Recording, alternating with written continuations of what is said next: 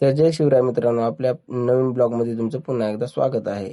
तर आपण रोजच्या सारखं आपलं आवरून आलेलो आहे आपण मामाकडं. तर मामाकडे आल्यानंतर आपण मामाच्या घरी कपडे-बिपडे चेंज करून दूध प्यायला बसलेलो आहे. तर दूध पिणं झाल्यानंतर आपण WTPमध्ये येऊन पहिले फोटो-बिटो टाकून म्हणलं चला आता पाणी नाही आपल्याकडे, पाणी घेऊन येऊया. तर पाणी आणायला जात असताना काय डीजे चालू होतं, तर आपण डीजे बंद केला आणि म्हणलं चला पाणी आणूया आपण जाऊन.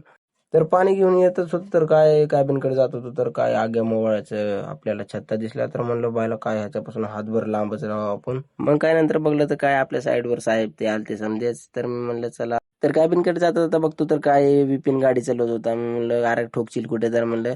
तर त्यानं ऐकलं नसल्याने केलं. मी म्हणलं चला ऐकलं नाही तर बसायला आपलं आपलं कॅबिन मध्ये जाऊन बसूया, खूपच ऊन लागते.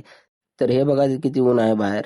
आपलं आपलं निवांत बसावं म्हणलं तर काय येत आता कुणाला तर हॉर्न देत होते. मला वाटलं काय झालं काय नाही, तर बघतं तर काय काम करत होतो. मग काय थोड्या वेळानं ब्लास्टिंग होणार होती, तर समजे ब्लास्टिंगच्या व्यवहारानं समध्याने गाड्या इकडे आणले पडकामध्ये. समजे मस्तपैकी गाड्या लावून बघा कसे निवांत बसलेले आहेत, इथे थांबलेले आहेत. तर बघू शकता तुम्ही किती मोठी ब्लास्टिंग झालेली आहे इथं. तर हे ब्लास्टिंगचा पार धोंडे आमच्या पस्तोर आलते.